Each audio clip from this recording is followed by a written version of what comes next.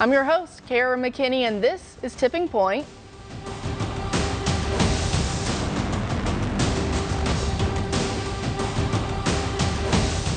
Self-styled, principled conservatives, the David French types, love to clutch their pearls at norms and decency. They love to pretend to be well above the fray, in which they cancel anyone to their right and make excuses for anyone to their left.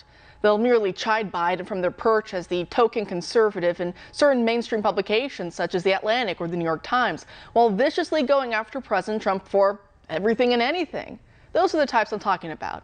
But what they either fail to realize, or even worse, what they don't take seriously enough, is that the left as a whole in general gloats over the deaths of those on the right. Just resurrect some of those old COVID headlines about dancing on the grave of Herman Cain, for example, or they literally salivate at the prospect of locking you, dear viewer, up forever. They wanted the unvaccinated denied hospital care, access to grocery stores, and even legally relegate to being second-class citizens. And then they laughed over the mangled bodies of those victimized by the 2020 riots. The left literally wants you dead. That's why they always call us Nazis. And then they say the only good Nazi is a dead Nazi. And all these principled conservatives can respond with is, let's play nice, everyone. If we play the left's game long enough, maybe, just maybe, they'll give us back some of our respectability or dignity in the public square. Yeah, good luck with that, buddy.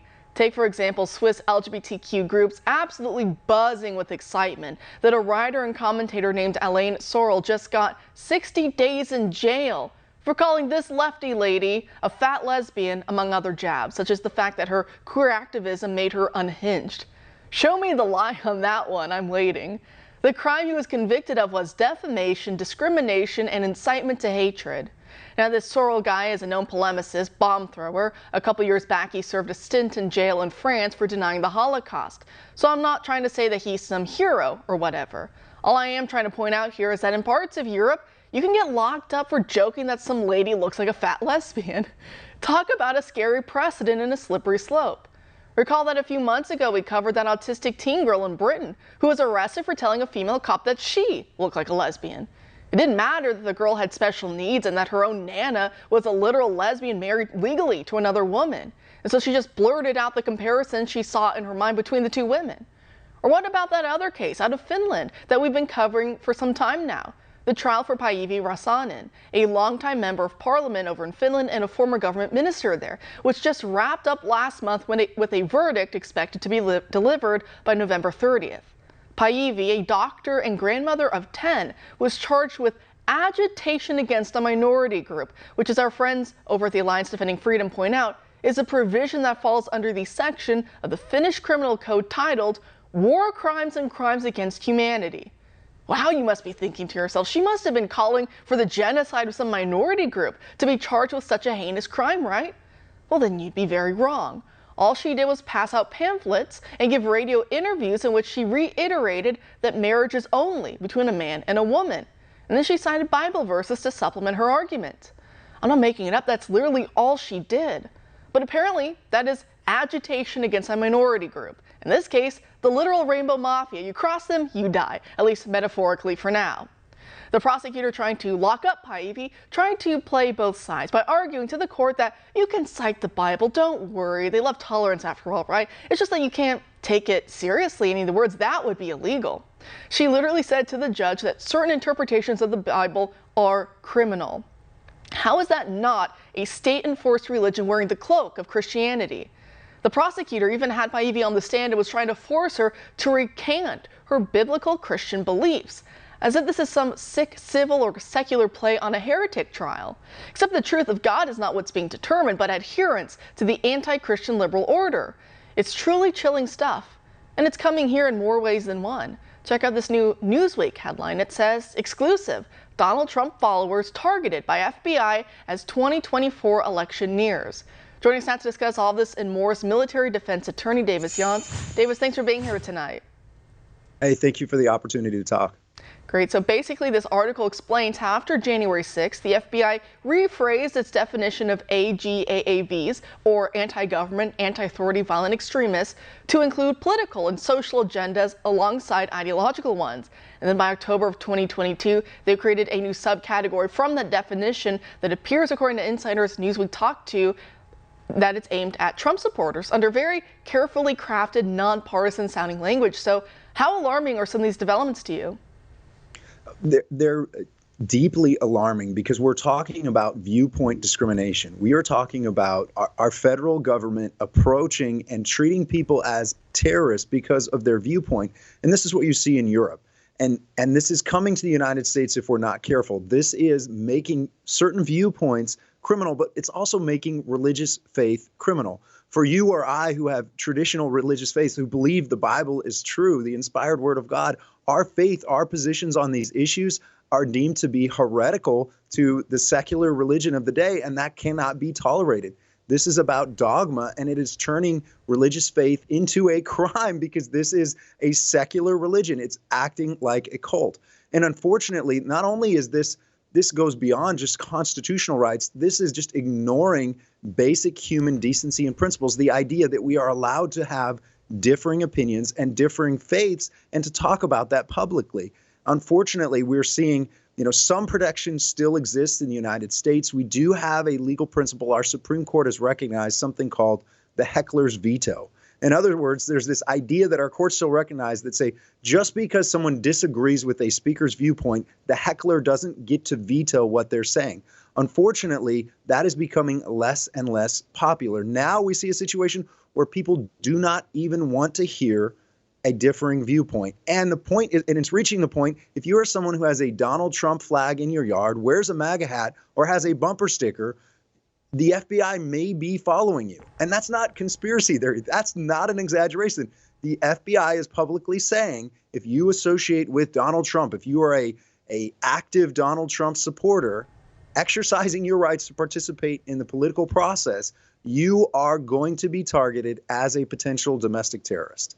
And like you said, with Europe exporting a lot of this back to us, even aside from the religious intolerance that they're displaying, locking people up for just daring to take the words of the Bible literally, but also I was thinking to myself, in Germany and elsewhere, they've outlawed certain political parties. And it's funny because after actually World War II, the U.S. government, from what I've been reading, we actually were funding a lot of the anti-fascists there. And of course, now we associate the term with Antifa. That's how they self-style themselves. But it's funny that after World War II, to fight Nazism, we ended up funding a different ideology that's also evil, one that likes to call all of us, anyone they don't like, fascist, but it was a Theodor Adorno and all the other cultural Marxists who came from Germany to the U.S. We actually were funding them because we thought, oh great, they're against fascism. That means they're on our side. But there was just so many different evil ideologies. So sadly, we've almost been funding this network of evil people for many years now. And they're kind of circling us, it feels like at this point, with a whole web of madness.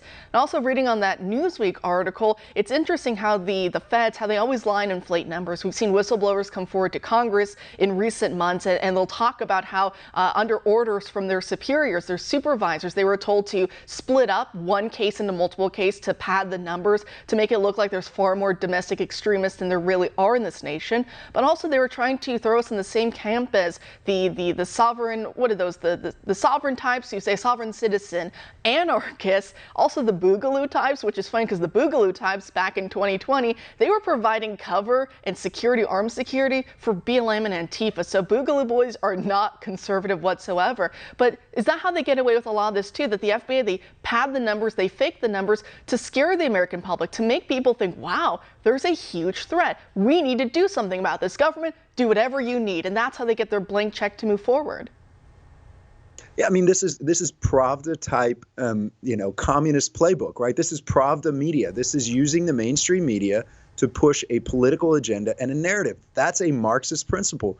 And we ignore the fact as a nation when we import these ideas from Europe. America was founded by Christians who actually allowed religious freedom and free speech to flourish. As Bible-believing Christians, we have a template for a free society where different viewpoints can be allowed to be discussed and there can be peace and love and grace in that environment. But if you take that away and you adopt Marxist communist principles, you're going to be adopting another kind of secular religion. It's extremely dangerous, and we're seeing it. Again, I'll say this every time I can talk about it. Our FBI went into Catholic churches to observe Latin masses because they believed that that wing of the Catholic Church was so conservative they were dangerous. That's going to be happening in other mainline Protestant churches, and it's already happening when we look at anyone who dares to participate in the political process and be of a different political party or support someone who's against a corrupt deep state like Donald Trump. It's absurd, and it's appalling to me as an attorney, as a criminal defense attorney who's fighting for protections, that's what our FBI is doing. It is, and reading from Newsweek once again, their article, they say, drilling further into the individual cases behind the numbers, nearly 2/3 of the FBI's current investigations are focused on Trump supporters and others suspected of violating what the FBI calls anti-riot laws, which again, January 6th, they call that a horrific riot insurrection, worse than, 9/11 and Pearl Harbor combined. And then that allows them all these tools to go after us as if we are the Taliban or ISIS on American soil, because again, hence that's why they always like to equate the two of us in the headlines, in the news. And again, that kind of gives them the fake facade, the fake veneer that they need to go after us even stronger.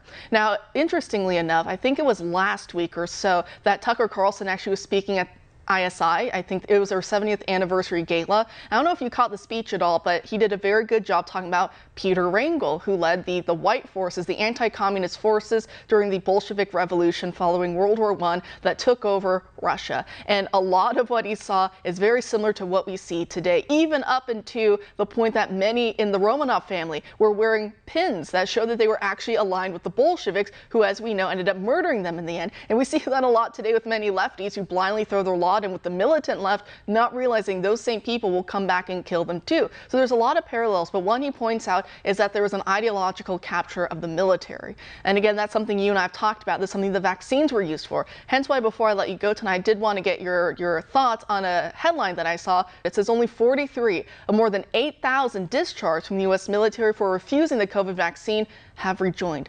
Only 43 people out of 8,000 in this ideological purge. What are your thoughts?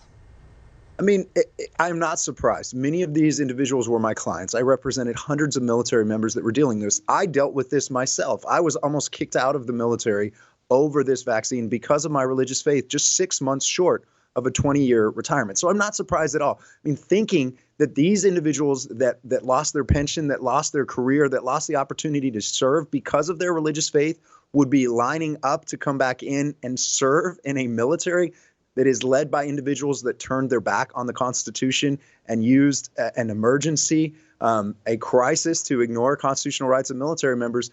It's deeply troubling. It does feel like a purge, but even worse, the uncaptured numbers, the undocumented numbers is what I believe is over 100,000 military members who simply left the military through not re-signing, retiring early, or getting out for some other reason during this process. And that is why you see a retention and recruiting crisis today. These Marxist principles that we see in other parts of the government, they are alive and well in our military, and we need to return to basic constitutional values, basic principles that made our nation great, and we need that in the military. And unfortunately, as happens far too often, there are bureaucratic leaders in the military that care more about politics, they care more about their career and their pension than they do the truth or integrity.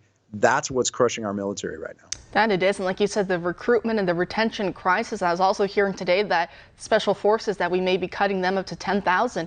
The Green Beret and others may be affected by this. So it really is putting our national security at risk. Davis, thanks for joining us tonight.